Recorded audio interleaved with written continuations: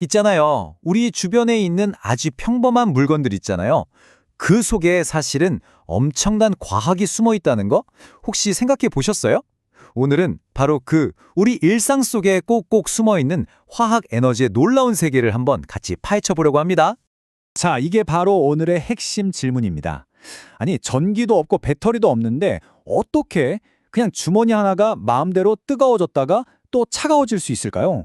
언뜻 보면 꼭 마법 같잖아요. 하지만 사실 이 안에는 아주 강력한 과학의 비밀이 숨어 있습니다. 오늘 저랑 같이 그 미스터리를 한번 풀어보시죠. 네, 바로 이 두 가지입니다. 손난로랑 냉찜질팩. 이게 바로 오늘의 주인공들이에요. 하나는 우리를 따뜻하게 해주고 또 다른 하나는 시원하게 열을 식혀주죠. 정말 간단해 보이는데 과연 이 물건들 속에 어떤 비밀이 숨어 있는지 지금부터 한번 제대로 파고들어 보겠습니다.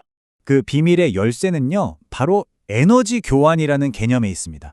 이게 무슨 말이냐면 모든 화학 반응은 에너지를 밖으로 내보내거나 아니면 반대로 주변에서 흡수하는 이 둘 중 하나의 과정을 거치거든요. 바로 이 간단한 원리가 이 모든 마법 같은 현상을 설명해 주는 겁니다. 자, 그럼 먼저 주변을 뜨겁게 만드는 반응부터 한번 살펴볼까요? 그러니까 에너지를 밖으로 막 내뿜는 그런 반응들이죠. 이런 반응을 우리가 발열 반응이라고 불러요. 이름 그대로 열을 발생시킨다는 뜻인데 마치 아주 작은 난로처럼 반응이 일어나는 그 자체가 주변으로 열을 막 내뿜는다고 생각하시면 이해하기 쉬울 거예요. 그러니까 당연히 주변 온도가 쑥 올라가겠죠? 아마 우리한테 가장 익숙한 발열 반응은 역시 모닥불 아닐까요? 나무가 타면서 내뿜는 저 활활 타오르는 불꽃이랑 뜨거운 열기.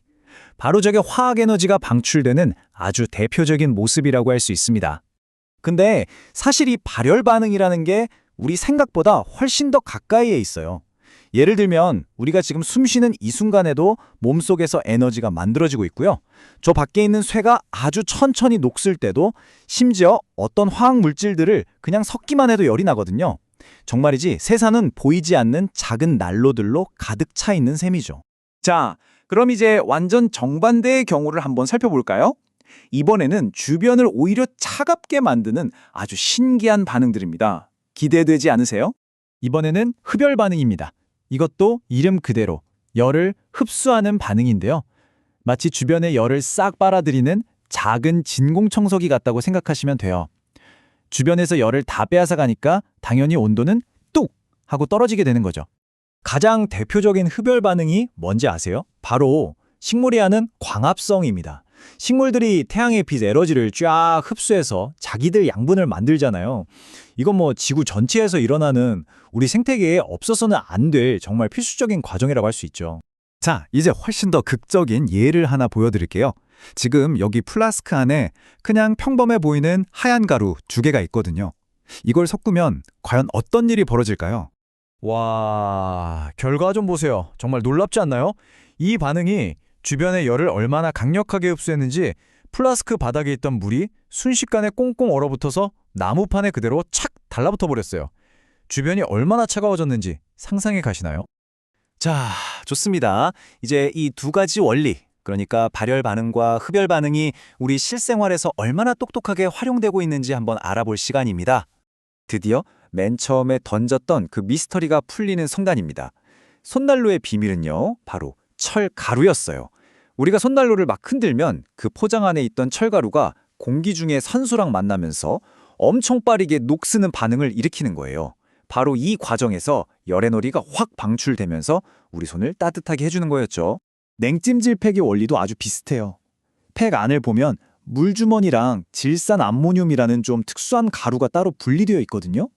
근데 이걸 딱 터트려서 두 개를 섞으면 이 가루가 물에 녹으면서 주변의 열을 어마어마하게 흡수해버립니다.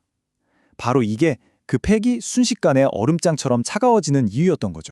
이 원리를 이용한 것들은 정말 끝도 없어요. 뭐 산화칼슘이랑 물의 발열 반응을 이용한 발열컵도 있고요. 겨울에 눈 위에 뿌리면 열을 내면서 눈을 녹이는 염화칼슘 제설제도 그렇죠. 심지어 우리가 매일 하는 요리까지도요. 이 모든 게 다 화학 에너지를 활용하는 예시들입니다.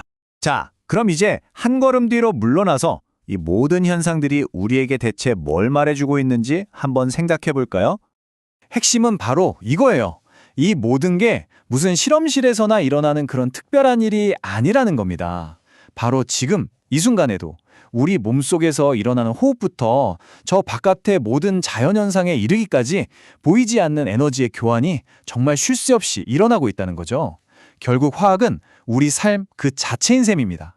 오늘 제 설명을 통해서 세상을 보는 새로운 눈이 하나 생기셨으면 좋겠습니다. 이제부터는 뜨거운 커피 한 잔을 마실 때 아니면 운동하고 나서 땀이 마르면서 피부가 시원해질 때 그 안에서 조용히 움직이고 있는 이 보이지 않는 에너지를 한 번쯤 느껴보시는 건 어떨까요?